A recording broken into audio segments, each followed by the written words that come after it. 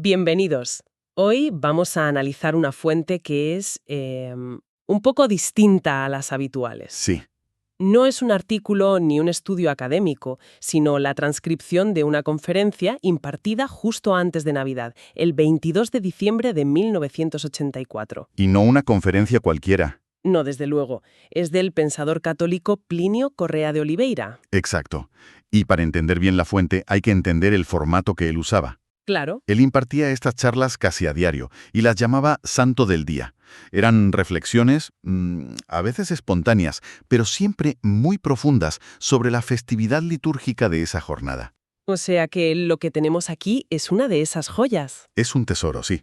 Como tantos de sus aportes a la teología, la filosofía y la sociología del siglo XX, que nos dejó para meditar y, para enriquecer nuestra vida espiritual. Y su lenguaje en estas charlas es muy particular, ¿verdad? Es cercano, pero a la vez increíblemente profundo y, como decían muchos, a menudo profético. Totalmente. Nuestra misión hoy es desgranar las ideas de esta charla concreta sobre la Navidad, explorar esa visión tan suya del simbolismo navideño. Que va desde la figura del niño del tambor hasta el significado oculto en Noche de Paz, Es una invitación a ver la Navidad no como una simple celebración, sino como una experiencia espiritual activa, íntima y sobre todo muy personal. Un encuentro en el que, como veremos, no solo buscamos. sino que también somos buscados. Eso es. De acuerdo, pues vamos a desgranar esto. Y el punto de partida es una imagen que todos, absolutamente todos, conocemos. Inmortalizada en un villancico famosísimo, ¿El niño del tamboril? o como se dice en el original, O menino do tambor. Exacto. La mayoría lo vemos como una historia tierna, quizá un poco simple. Pero Correa de Oliveira no se queda ahí, en la superficie. Para nada. Pinta un retrato psicológico y espiritual de este niño que es fascinante. Lo describe como un niño solitario. Sí, criado en el desierto por un padre ya anciano sin la compañía de otros niños. Y aquí viene el primer giro interesante. Normalmente, esa soledad la asociaríamos con la tristeza, con una carencia, Claro. pero en esta reflexión se interpreta de otra manera, como una forma de protección, de pureza. ¿De protección? Sí, al no tener compañeros de su edad, el niño no conoció, y cito de la fuente, la burla constante, las bromas indecentes, la inmoralidad. Su alma se mantuvo, por así decirlo, intacta. Vaya, es una perspectiva completamente contraintuitiva para nuestra época, que valora la socialización por encima de casi todo. Totalmente. Entonces, esta soledad no es un vacío, sino un espacio que está lleno de otra cosa. Precisamente. Su único bien material es un tambor, pero su verdadero tesoro, según la fuente, es algo intangible. ¿El qué? La capacidad del alma de regocijarse en un solo don. Pensemos en eso por un momento. Es potente, sí. En un mundo de estímulos infinitos, tener la capacidad de encontrar un universo entero en una sola cosa, esa capacidad, se argumenta, es lo que lo convierte en un creador, en un compositor. Claro, su tambor no es solo un juguete, es su lenguaje. Exacto. Y con ese único lenguaje, con ese don, decide ir a ver al niño Jesús.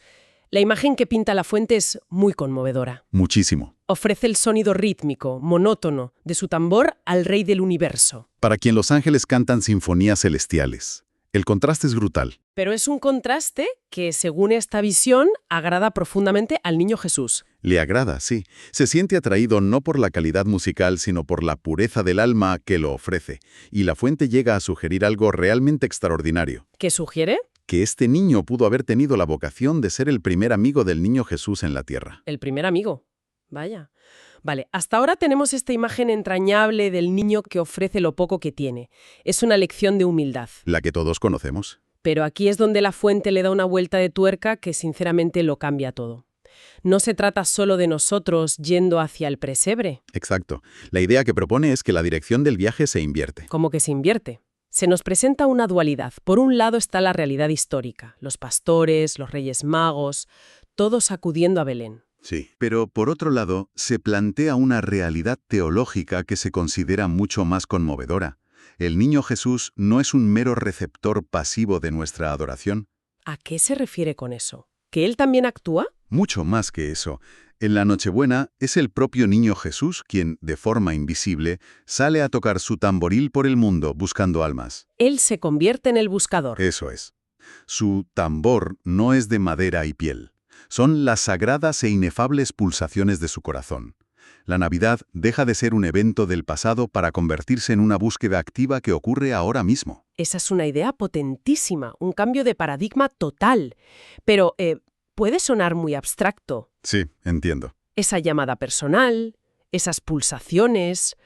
¿Cómo sabe alguien que está recibiendo ese sonido de tambor y no es solo su imaginación? ¿Da la fuente algún ejemplo más tangible? Sí. Y es una analogía brillante. Nos pide pensar en la sábana santa de Turín. Vale. El objeto físico, la tela, es el mismo para todos los que la han visto. Pero la gracia, según esta visión, funciona como un proyector personal y único. ¿Un proyector? Imagínalo. A un alma, la sábana santa le revela la majestad del Rey crucificado. A otra, le muestra la agonía del Redentor por sus pecados. A una tercera, le comunica la paz de su rostro. El objeto no cambia, pero la revelación es única para cada uno. Entiendo. Así que la gracia no es un mensaje genérico o un café para todos. No. Es una comunicación, digamos, customizada, diseñada para la psicología de cada alma. Como si Dios supiera el idioma exacto que cada persona necesita oír. Esa es la idea central. Nuestro Señor se manifestaría bajo un aspecto especial para cada alma en la tierra. Es una llamada completamente personal, una comunicación íntima entre Dios y cada individuo. Esto explica esa sensación que creo que muchas personas han tenido. Puedes pasar por delante de 100 belenes sin que te digan nada. Y de repente, uno. De repente, uno en concreto, quizá el más humilde, te detiene en seco y te toca el alma. Es un momento de reconocimiento íntimo, un Señor mío y Dios mío. Esa es la gracia actuando en un momento preciso. Y para ilustrar cómo esa experiencia personal puede tener una resonancia universal, la conferencia narra la historia del villancico más famoso del mundo. Noche de paz. Still Nacht. Una canción que parece que ha existido desde siempre. Pues fíjate, su origen fue de lo más humilde y accidental. Según la fuente, fue compuesta en un pequeño pueblo. Bueno, la fuente dice alemán. En realidad fue en Austria, pero el punto es el mismo. Da igual, sí. Fue compuesta por un maestro de escuela y el párroco local. El órgano de la iglesia se había estropeado justo antes de la misa del gallo. No me digas. Sí, sí. Necesitaban una solución de emergencia para que hubiera música. O sea, que no fue una obra de inspiración divina, largamente meditada. No. Fue una solución rápida, un apaño de última hora. Exactamente. Se compuso para guitarra, se tocó esa noche y, según cuenta la historia, pasó sin pena ni gloria. ¿En serio? Cumplió su función y podría haberse perdido para siempre en los archivos de esa parroquia. Pero obviamente no fue así. ¿Qué pasó? Pues tiempo después, un reparador de órganos encontró la partitura, le gustó y se la llevó. De ahí pasó a unos cantantes tiroleses que la popularizaron. Y de alguna manera, esa melodía sencilla Nacida de una necesidad local. empezó a conquistar el mundo. La reflexión de Correa de Oliveira lo interpreta como un acto claro de la providencia. Es increíble pensarlo. Una melodía que casi se pierde en un pueblo diminuto y que por una cadena de casualidades O como dice la fuente, por un acto de la providencia. se convierte en la banda sonora de la Navidad para todo el planeta. Y se argumenta que la razón de su éxito es que capturó perfectamente la esencia de ese momento. La fuente se detiene en un verso, Nur das traute hoch heilige Paar, que traduce como La venerable y santísima pareja describe a María en un profundo éxtasis místico y a José, que baja la mirada por pura reverencia ante el misterio del nacimiento virginal. conecta a todo el mundo con la intimidad de ese instante en la gruta. Esa intimidad sagrada y silenciosa. Exacto. Y esa intimidad de la Sagrada Familia, la reflexión se adentra aún más en la singularidad de ese momento para María y José, ¿no es así? Sí. Y llega a ser afirmaciones teológicas de un calibre impresionante. A ver. Postula que Cristo se apareció a su madre al nacer con la plenitud de todos los aspectos y gracias que revelaría a la humanidad a lo largo de la historia. Toda la historia. Y que la adoración de María en ese instante superó en mérito y amor a la de todos los ángeles y hombres juntos a través de los tiempos. Es una afirmación sobrecogedora. La idea de que una sola oración, la de una sola persona, pudiera contener más amor que toda la creación combinada. Sí. Y sobre San José, también dice algo muy potente. Sí, describe su adoración como igualmente sublime. De hecho, llega a decir que si pudiéramos ver una película de San José adorando al niño esa noche, la perfección de ese acto podría convertir a cualquiera en un santo al instante. Todo esto pinta una imagen de una paz y una alegría casi celestiales. Pero seamos realistas, para muchísima gente la Navidad es una época de soledad, de dolor. ¿Cómo encaja esta visión tan sublime con el sufrimiento real del mundo? Esa es exactamente la pregunta que la fuente aborda a continuación, y lo hace de la forma más radical posible. ¿Cómo? Nos pide que dejemos la gruta de Belén por un momento, y nos transporta a uno de los lugares más desoladores que uno pueda imaginar. ¿Qué sería? La prisión de la Lubianka en Moscú, en plena época comunista. Vaya cambio de escenario. Brutal. De la máxima santidad al máximo odio. Totalmente. Se nos pide imaginar a un prisionero católico aislado en su celda.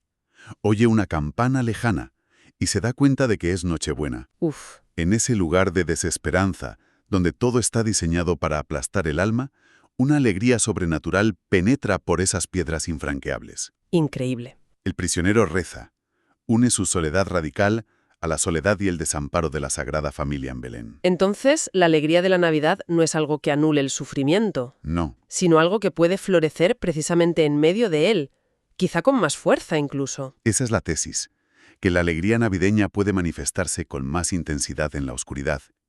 Y aquí, Correa de Oliveria conecta esta idea con una experiencia muy personal y dramática vivida por miembros de TFP. TFP, Tradición, Familia y Propiedad, la organización que él fundó. La misma. Relata un episodio en el que un grupo de miembros en Venezuela estuvo a punto de ser encarcelado injustamente en Navidad. Vaya. ¿Y qué pasó? Pues afirma que esa Navidad, vivida bajo amenaza, fue enriquecida con una nota que es un tesoro, porque les hizo comprender la verdadera intensidad del sufrimiento y, por contraste, la profundidad de la alegría del nacimiento. Claro. Y de ahí surge una llamada a rezar por todos los que sufren persecución en el mundo. Es una inversión completa de la perspectiva habitual. La paz de la Nochebuena no es la ausencia de conflicto, como en una postal. No, no. Es una armonía interior tan profunda que puede coexistir con las pruebas más duras. Exacto. No es una paz frágil que el sufrimiento destruye, sino una fortaleza que se revela en medio del sufrimiento. Justo cuando parece que la reflexión ha tocado todos los palos, desde la alegría hasta el dolor extremo, hay una coda final. Sí. Una pregunta del público en la conferencia original que lleva a quizás el punto más íntimo y misterioso de toda la charla. Sí, alguien le pide que aclare un comentario que hizo de pasada donde describió la oración de la Virgen María justo antes del parto como terrible. La palabra obviamente choca. ¿Cómo puede ser terrible un momento tan esperado y santo? Claro, y la explicación es compleja. Es profundamente mística. ¿Habrá? Se argumenta que María fue consciente instante a instante de la formación del cuerpo de Cristo en su seno, no como un proceso biológico ajeno, sino como un acto de amor y adoración continua. Por cada parte de ese cuerpo que se creaba. Exacto. El momento terrible no se refiere a un dolor físico, sino al instante de la separación en el parto. ¿Una separación? Siempre pensamos en el nacimiento como una unión. Pero aquí se ve como una despedida. Para él era dejar el claustro perfecto, el paraíso del seno de su madre, para entrar en un exilio entre los hombres. En un mundo hostil. Y para ella era el fin de una comunión física única en toda la historia, la de llevar a Dios literalmente dentro de sí. Era el comienzo del camino hacia la cruz. Nunca jamás había ido a describir la natividad como una despedida. Una despedida entre madre e hijo, incluso antes de que su vida pública comience. Es una idea que te deja sin aliento. Desde luego. Y la reflexión termina ahí, con una pregunta abierta. Sí, deja al oyente meditando. ¿Qué se habrían dicho el uno al otro en ese instante silencioso de separación y encuentro? No hay respuesta, solo la invitación a contemplar el misterio. Esta exploración de una conferencia de hace casi 40 años nos ofrece una visión de la natividad que va muchísimo más allá de la tradición superficial. Mucho más allá. No la presenta como un mero recuerdo de un evento histórico, sino como un encuentro personal, continuo, activo, donde, como decíamos al principio, no solo buscamos, Sino que también somos buscados. y nos deja con una idea para meditar que creo que resume todo el análisis. Sí. Si la fuente está en lo cierto, y Cristo revela un aspecto único de sí mismo a cada alma, un mensaje personal que solo esa alma puede comprender y responder, la pregunta que queda flotando en el aire para cada cual es, ¿qué aspecto nos está revelando en estas fechas? ¿Y qué respuesta, qué adoración única se nos está pidiendo a cambio?